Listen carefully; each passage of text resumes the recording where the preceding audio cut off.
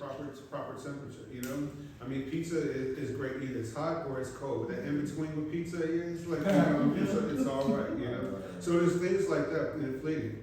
And so when Fabrice, you know, through Stefan, who was traveling as well, you know, brought me, you know, into Creole Fest, you know, I wanted to discover different parts of me that I didn't know. And the thing is that actually, you know, of course, I can look in the mirror and know who I am, but I don't know what things taste like to me. And then the other side, from an economic standpoint, I look at it from how can I make sure that I am being economically responsible for people that look like me, talk like me, and how do I affect my community. So I look at a person like David Chang, who everyone knows here, right? With Momofuku and Mofuku Sambar and things like that. And you look at the Michelin Guide, right? There is no Korean restaurants on the Michelin Guide, you know, until that happened. There's no one talking about Korean food in that sense until he really put it on the map. Now you see it, you know, now you see the cost of Korean food going up. You know, getting the respect that it deserves, you know, being 1, 2, 3-star Michelin in that standpoint. Or also the economic fortune of that community. You know, where you can't go in there, where you can't go into certain parts of Koreatown and not have a reservation to go with things like that. When you think about something like collard greens, right? Or callaloo, right? Yeah. Like the first day is good, but actually the second and third day is when it's best. Right? Look at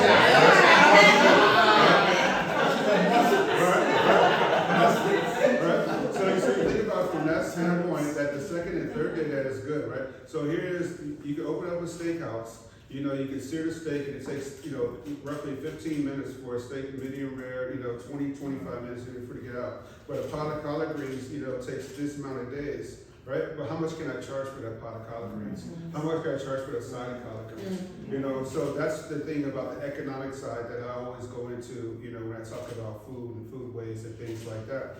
That it is a social responsibility, you know, not only do I write books, you know, to tell the story, but also to give an aspect of what is the social responsibility, how do we uplift our community, and what's the economic fortune that comes outside of it. You know, we're not a monolith. We don't all cook the same. You know, there's things I just, you know, discover, and discover is a touchy word. You know, you get Columbus. You know, you get that word discover is a touchy word. You know, but the things that you know that I found on the pathway, like you know, understanding, you know, Dominican Republic. When I look at something like beef spaghetti, which I put in the cookbook, right? And it's like, man, you know, actually taking spaghetti to the beach, right? Now here it is, me, you know, from Southside Chicago, you know, and you think about it, Southside Chicago, you would not associate the Southside Chicago with spaghetti going to the beach. But actually, fish and spaghetti, and you be taken to the beach in the Southside Chicago, fried, you know, whiting, catfish, you know, things like that. So here it is, there's this cultural difference, you know, that I'm looking at, that, you know, here it is that spaghetti going to the beach is not only in DR and PR, you know, things like that. It's also on the south side of Chicago.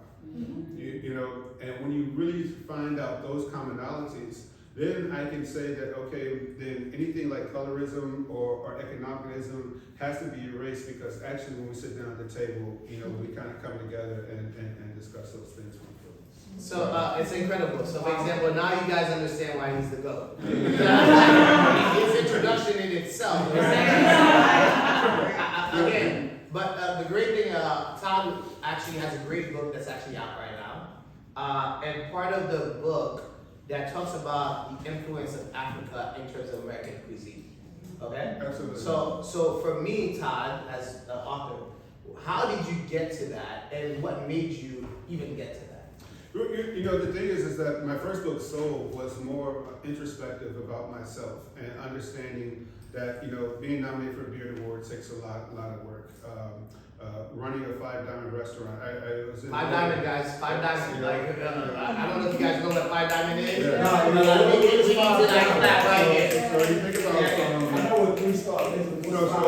So you know, prior to Michelin being popular in the United States, there was the Mobile was a list, and AAA, like, you know, all the car, right? Yeah. So they had their own award system, you know, 3, 4, and 5 Diamond, you know. So I ran a 5 Diamond restaurant in Louisville, Kentucky for 5 years.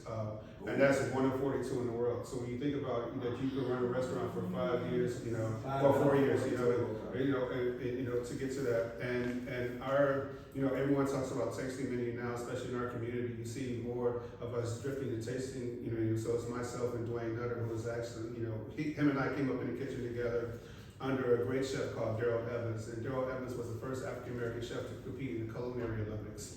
You know, he's the first African-American chef to have 4 gold medals and, you know, and things like that. So that's the kitchen I came out of.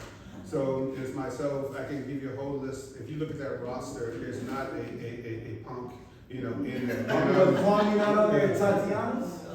Well, so that's AAA went away, and it got absorbed into mobile and things like that. But it's still all in that same realm.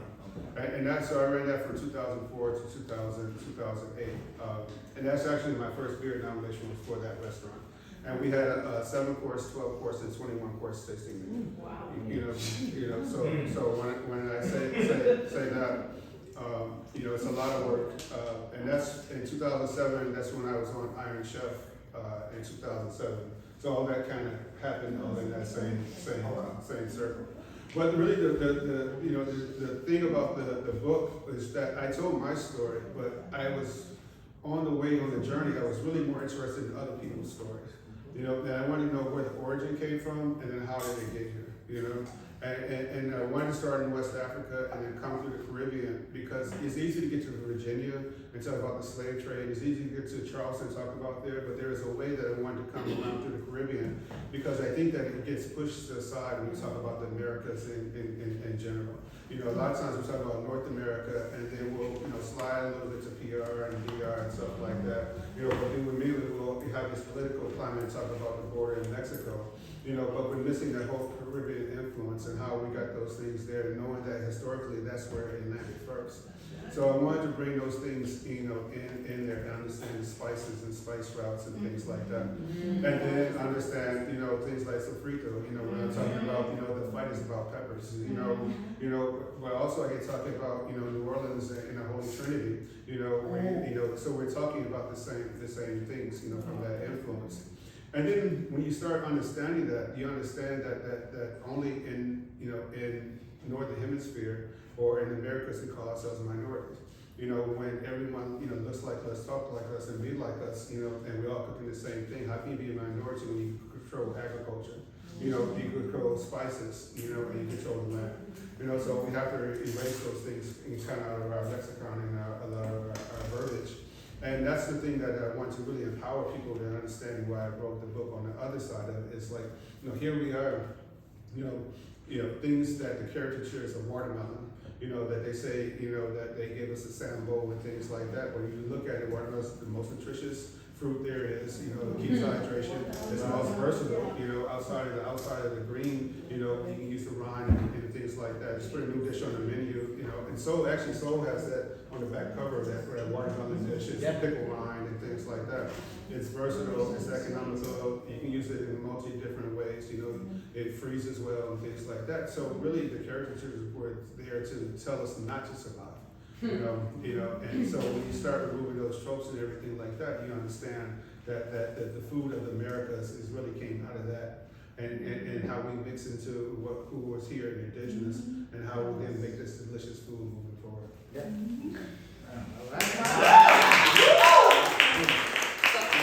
So again, Todd is not only a chef that signed up to the Grill Festival, he's also a friend. Yeah. But Todd is not only a chef. So Todd, tell us a little bit about who you are in terms of how you became to be a chef. Because like you're a scientist, you are a painter, there's all facets to you. And the reason why I say that is that a lot of us in New York City carry so many different hats. Okay? So therefore, this is a gentleman right now, yeah, we're talking about culinary, but on top of that, he's also an artist, he's a scientist and all that stuff. So it actually brings back to the point that you can actually do every single thing and actually make it work.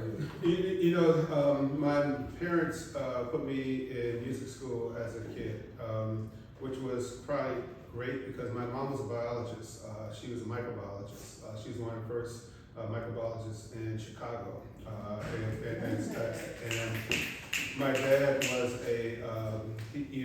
if I'm dating myself here, but remember Commodore 64 and all those movies like War Games and stuff like that. So my dad did data processing and stuff like that. So they were very, very intelligent people, but there was something about gathering. My mom was a gatherer of family. I can tell you that to this day, I remember this. We were at a grocery store right before 4th of July, picking up some stuff, and there's a lady behind us in line, and she had a very sparse cart of food in there. And my mom asked her, what was she doing tomorrow? And she said, I'm just going to, just barbecue and cook by myself and everything. So she invited the lady over to the house. Well, I mean, I don't know, if you come to my house, it's kind of like, but then the lady ended up bringing 2 other people. So, I grew up in a house, every birthday, holiday was and we celebrated, it didn't matter who it was, we celebrated at our house or in things like that.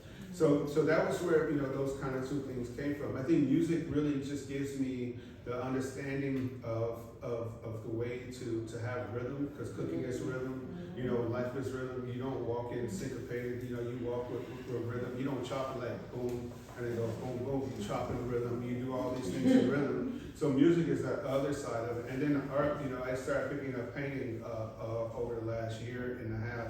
And so my medium is canvas with, I use wall plaster and things like that, mostly acrylic. And I like that one a little bit better, like music, because those are permanent arts, things like that. So it kind of cuts down on the insanity of being a chef, and cuts down on the whiskey drinking. Dealing with that insanity of being a chef. So I had 2 shows this year. In Atlanta, which were very successful. I had a set of painting out to Wyoming, which won an award as well. So the thing is that, I kind of study people and understand what people are and how do you really help, get them to where you think they want to be.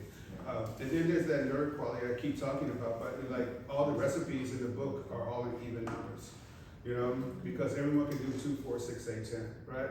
So if I say 2 cups of this, 4 cups of this, 8 cups of that, and 10 cups of this, that makes it easy for you to get to the kitchen and cook and things like that. But the musician in myself, I put a playlist in the book because you gotta still cook in rhythm and things like that. So both books have playlists, and things like that, in the book. So what's your go-to song when you cooking?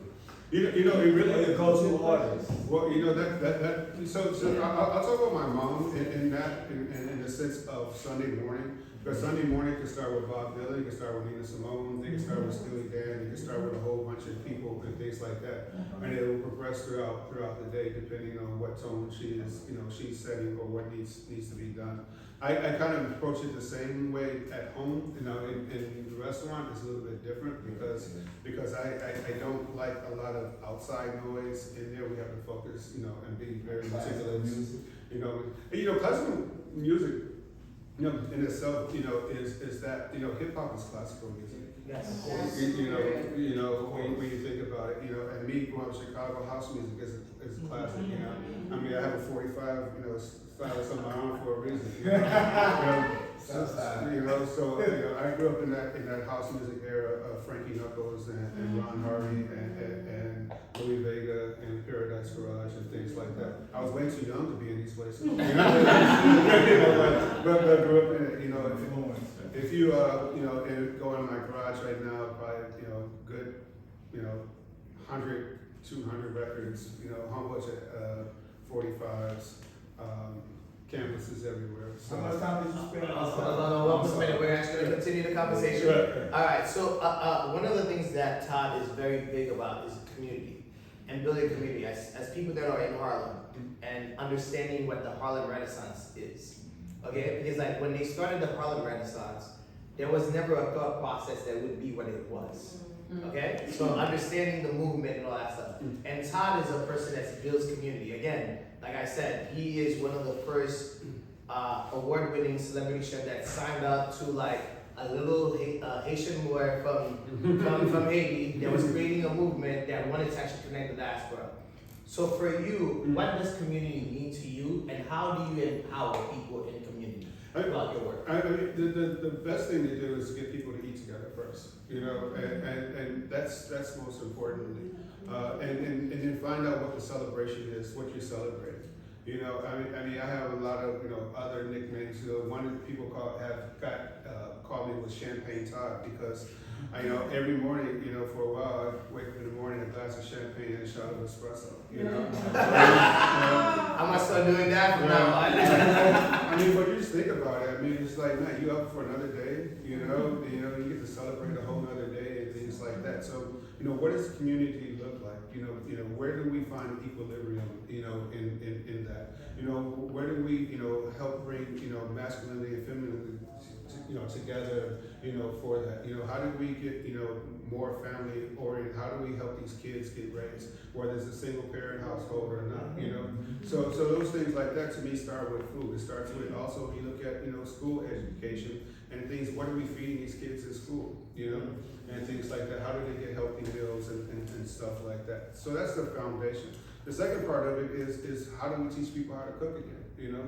know, and it's hard. I mean, cooking at home it's a lot. It's a lot of work. You know, and it's, you know, I always say that I am the cook at the house, and not because I want to cook at home all the time, but I'm the most efficient. You know, and so when other people come in the kitchen, it's like just get out of the way. I'm doing 10 I've been the president in the kitchen where he's like, nah, because you know, go do what you do, you know, things like that. But how do we get people cooking together and eating together again? You know, how do we have fellowship? You know, how are you all here on a Friday night? You could have been what's the reason you could be anywhere in the world, but you're here with us? You know, how do we get those things back together again? And then, you know, the great thing about cooking in the kitchen, especially when you're around a whole bunch of other cooks, is that there's no talking. We're paying attention to each other's movement. You know, it's choreographed how we do it. We're listening to things like you put fried chicken in the fryer, right? And it's loud as soon as it goes in there, and you hear the roar of the crowd. You know, and then as it gets closer to being done, it becomes quiet. So I don't have to, you know, sit there and watch it and things like that. I'm listening to it, you know, and I'm paying attention to those things, you know. And so when you start paying attention to other people, you know, and you start talking and you start listening more, you know, that's how we build a community. And then the last part is we got to get to growing more food. You know, we have to. I mean, you know, one thing, if you grow a tomato plant in a bucket and a basil plant in a bucket and just eat that every day, you'll find out that your whole palate will just change. I love that you said that because we're in a block, actually a couple blocks from us is Harlem Grove, which actually has a lot of, and we talk about this, in terms of Melba's and all this other stuff. So for me, okay, so you've attained a lot of these accolades. What is the thing that you're most proud of in terms of you? I can tell you this right away. Only thing I want is all my cooks to be better than me. That's all they want. And I say that, and they would tell you, you can call any one of them, and I would tell them that. And I do not believe in sexism or anything like that in my kitchen. Like women work in my kitchen, you work every freaking station in the damn restaurant, you know. And I've had more women chefs come out of my kitchen probably than most in Atlanta. But I just want them to be better than me. But that's a hard burden, you know. And I know it's a hard burden. You know, because I sacrificed a lot, you know, to get to where I am, and now I'm doing it less. Well, I'm doing it a little bit more efficient. But if they're just better than me, I know my legacy is solidified. And the thing is that then I know that as a community of Afro chefs, you know, I can't stop having a conversation. You know, you know, when I first got nominated for a Beard Award, I was the only one. You know, I mean, just sitting up there, when you look at a AAA 5-Diamond Award, and you have all these chefs on there, and you're the only one. You know, that's a very lonely existence, you know, to be the only one. You know, when Iron Chef that season came out, we're the only one. You know, and so, you know, I see where things are going, I see where things have gone. You know, look at a person like Kwame, you know. Look at like Eduardo Jordan, Incredible. You know, or Mashama, Bailey, you know, and Nikki things like content. Nina Compton. So, you know, I don't think that is necessarily my fight anymore. Yeah. You know, I've done it behind the scenes. You know, I know that there's times where I was going to be nominated, but I didn't. I took myself out of that kind of realm to be behind the scenes to push things, you know, forward. So, you know, I don't think that's necessarily my fight anymore of the visibility. My next fight is more economical. You know, how do we get the economics right? You know, and I failed miserably enough times where I don't have to have people make the same mistakes that I did.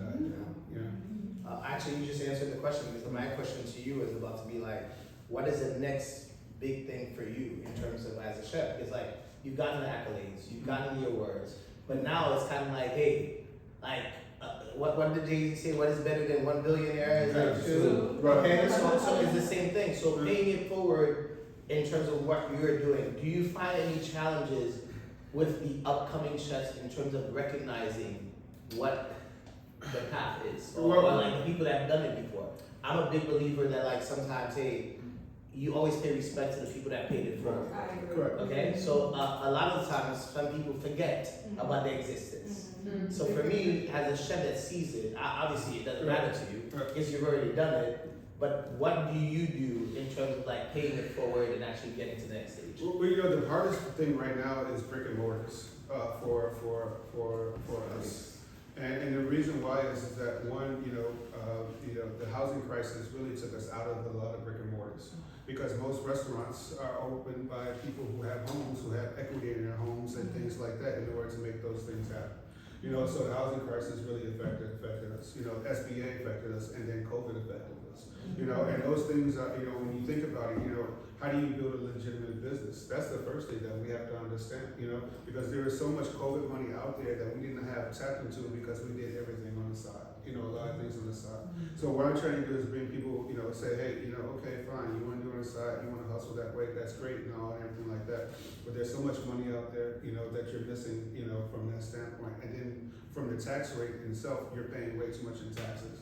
You know, one thing that, you know, and probably the only thing I might give, you know, Trump credit for is exposing the tax bracket, you know, those tax things, you know, to everybody. You know, let everybody see that there's a lot of ways that you can get those things done. So it's really, you know, don't stop cooking, don't stop being passionate, but do things in a responsible way, because the catch up of chasing yourself, you know, to try to get yourself in line is very, very difficult. Where you look at companies, you look at people, you know, who've had, you know, maybe, you know, $600,000 restaurant, which is only about, you know, $12,000 a week in sales, who still eligible for COVID money because they had everything like they filed their taxes. You know, they did all those things in order. So we missed out on that. The housing crisis really took us out of a lot of us because we did not own any land or things like that, you know, in order to do so. So now we have to, so that's why you see a lot of chefs, you know, on IG and things like that. They're personal chefs, they're catering and things like that, because they don't have to have a brick and mortar to do so. They're personal chef, you cook in someone else's home and things like that. While that is good, you're not employing other people. You know, so then you know, how do we get it to where now? How do these chefs come together and do a conglomerate of things like that? How do we work together to do so? So there's another project that I'm starting with a good person, Mika Lewis, who I came up with. Her dad actually ran Four Seasons Hotel restaurant, and so we all came up in that kitchen, and it's called Cook Connect, where we're connecting, you know, personal chefs and things like that. And then we're helping them set up systems and things like that so they can have economics. So my kind of thing is like getting them into a big broadliner so they can pay less for food wholesale wise. We can broaden their communities to other people like that, personal chefs and things like that. And it gives them more exposure where they don't have to necessarily have a brick and mortar, but they're all working together to help them operate where they can do things. Yeah. So a question I have for you is like, New York City is the hustle and the bustle. Okay, so we're all trying to make it, like living the dream, living on a dream, like Bon Jovi and all this other stuff. And so the other thing that comes with that though is that what would you say to your younger self? What advice can you give a lot of these entrepreneurs that are here in terms of actually moving forward? The first thing I would tell my younger self is to understand what fun is. And Still trying to figure it out. I think my liver sometimes still trying to figure out how much whiskey I can drink on a daily basis. But understand what fun is. And the reason why I say that is because I have a model right now. It's got to be fun, interesting, and sustainable. Right. And if it's not those three things, then I don't want to do it. I like that. Remember that. Fun, interesting, and sustainable. If you get anything else tonight, fun, interesting, sustainable. And I can't offer that. I had a business partner who started that, but I took it to another level, so I give him credit, for that. But the thing is that my younger self, understood sacrifice, didn't understand discipline. And so what I see is a lot of people working, digging ditches, throwing dirt over their shoulders, making a mound, out of a hole, whereas, if we excavate, evenly, then the land gets tilled better. But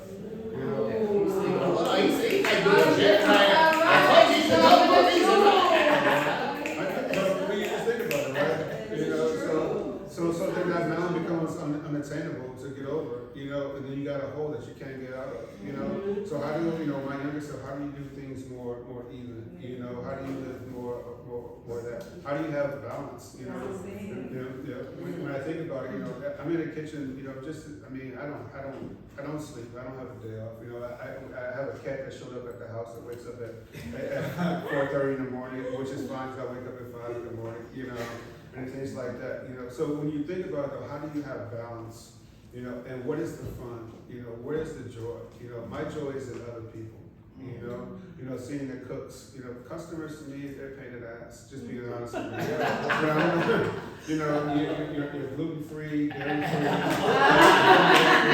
Nobody eats anymore, right? The cellophane generation, where can't break down a chicken, all the parts come already done, things like that, So customers are really a pain in the ass. So I focus on the cooks, and really, I have other people that take care of the customers. Now, will I go out in the dining room and talk to them? Sure, I'll do that. That's part of the job, But really, when you think about it, though, we are regurgitators. We take information and we push things right back out. That's all cooks are. We're at the mercy of everyone else. The servers are free agents. I tell them you can sell anything in this restaurant you want. Somebody says they want to buy the tables and chairs, there's a price for it. And what we'll do, we'll buy more. Just make sure they pay for it, make sure the credit card clears. So, when you think about it though, how do you have fun with it? What makes life fun? Yeah. And then what makes it interesting? People are interested, when you think about it, look at all the different shades and hues that we have in this room, all these backgrounds and everything there. And you guys are all beautiful, that's right. And what makes it sustainable? And there's things like technology, makes things sustainable right now. And also makes you late too, recording here, recording there. So now we have sustainability. We have something that we can, archive these things and tell our stories in the digital world and things like that. What makes it sustainable is that, regardless, how late, the traffic, everyone's here, and I really appreciate it. So those things like that, gives you that pathway to moving forward. So I'm actually gonna ask one more question, and then after that I'm gonna open it to because again, this is a conversation amongst us as friends, as family, as community. Mm-hmm. Many people that actually I've known that have been around you call you a visionary. And I believe it in myself because you were, again, he signed up to our Quill Festival and we're actually doing it this weekend, July 20th to July 21st. But Todd Richards was one of the first celebrity award winning chefs to actually look at me and was like, Fabrice, I believe your heart is in the right place. So therefore I would put my name onto this to actually help propel you.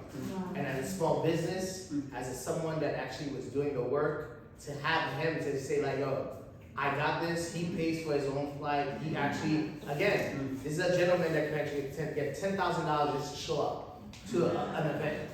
But a lot of people think of you as a visionary. What do you think is vision for you and what is the next step for you? The first I have to talk about the country first, because, I have to look at it from, of bringing some civility, to where we are, which requires, delicious food. I mean, and great music, and things like that. The arts, serve as a dual purpose, one to